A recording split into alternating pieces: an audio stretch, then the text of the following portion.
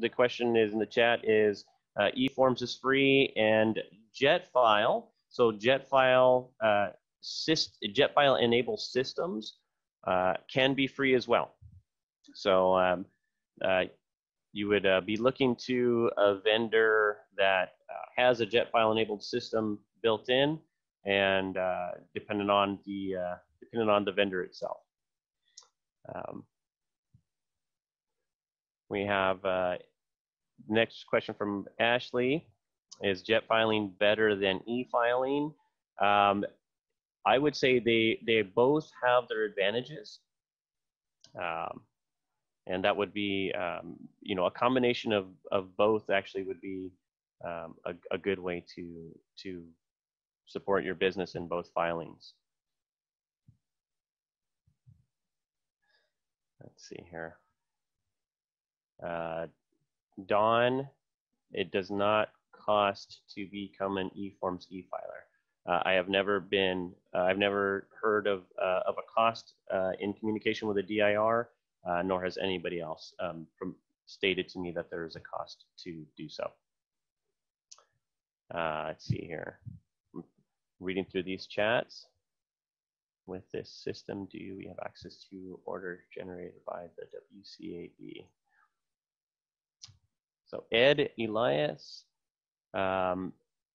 with this system, I'm curious, which do you have order generated by the 𝗂𝐶𝗍𝗶? Is that so if you would have visibility on those events. There's an orders button inside of that eForms view, and I'm gonna, based off of what type of party you are have access to in that view. We'd have to get a greater clarification to what exactly is in that link. From our perspective, we don't have access to click on those buttons. Oh, I hear a microphone. Yes, I have a microphone now. Oh, hi. You unmute us. Yes, hi. You unmute us. I did. Did you have a question? No, I didn't. Thank you. All right. You know, wait a minute. I think that I have a question. To file, you know, to send any documents from EAMS to the court, can we do it through the website? I'm really new on this, so. Oh, so in EAMS, you can submit filings that would include, you would be able to submit those filings, that is petitions, orders, objections, create new applications inside of EAMS. There is that ability to create that. Is that answering your question? Yes, thank you. You're welcome. And thanks for hearing your voice. I appreciate that.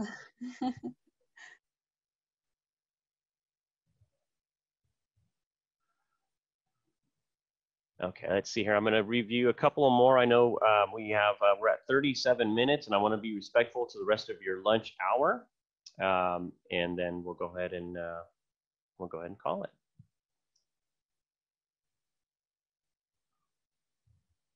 Let's see here. So Karen Garcia has stated, I use JETFile. The only thing I have trouble with is filing of CNRs because their document isn't listed in the drop-down menu. Will this be added in the future? So so for JETFile enabled systems, the CNRs and stipulation for award structured forms are going to be added. Speaking specifically about Gemini's JETFiler, yes, those will be coming in here very shortly by end of August. So those types of forms will be built into our Gemini JETFiler. As far as any other vendors JETFile enabled system, that we would you would need to confirm with that vendor of your interest. But JETFiling does allow for the use of those forms to be submitted. Let's see here. 𝗂𝗶𝗵𝗶, all I want to do is file trial exhibits. It's just me and Melissa using electronic filing. What is the best? So This is a very interesting question, a very interesting topic as we came into this COVID experience. Trial exhibits were being allowed to be submitted following specific rules by the hearing judges. So, for example, a San Francisco judge provided specific directions for filing trial exhibits using a JETFile system. I believe a couple of different headers in the miscellaneous category in the unstructured form area. So the judge made it easy to complete that task. We've heard the same, a different set of business rules that were applied in the LA territory, where a judge said you can file trial exhibits under a different category with a different document header, and was able to complete that. So really what's best, the best one is the one that's going to be the easiest for you. So you should be able to perform that task with an eForms account as well as JETFile systems. Really, it's which one is the easiest for you to navigate, which one takes less steps, which one completes the process for you, gives you visibility, and that would be that's my advice is to try a couple. Holly.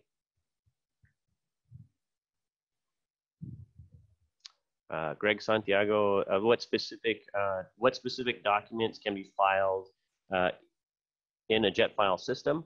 There is a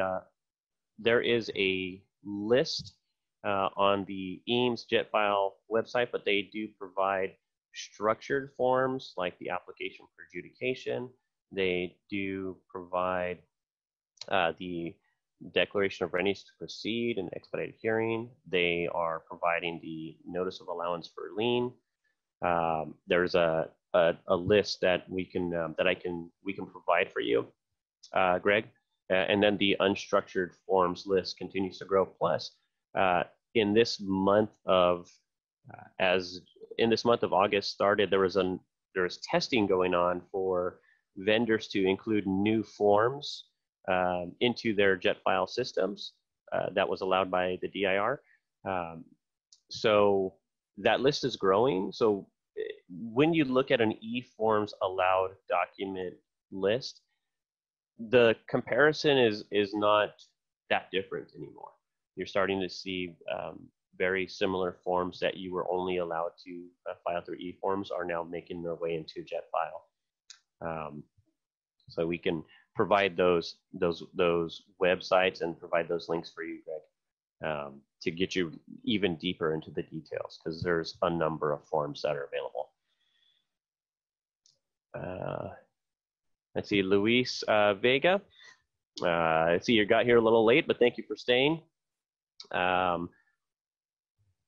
The use of EAMS and JETFiler within your program, your system merges them.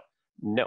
For example, Gemini's filer is a JETFiled system only, which means that our system is to submit documentation to an existing EAMS container.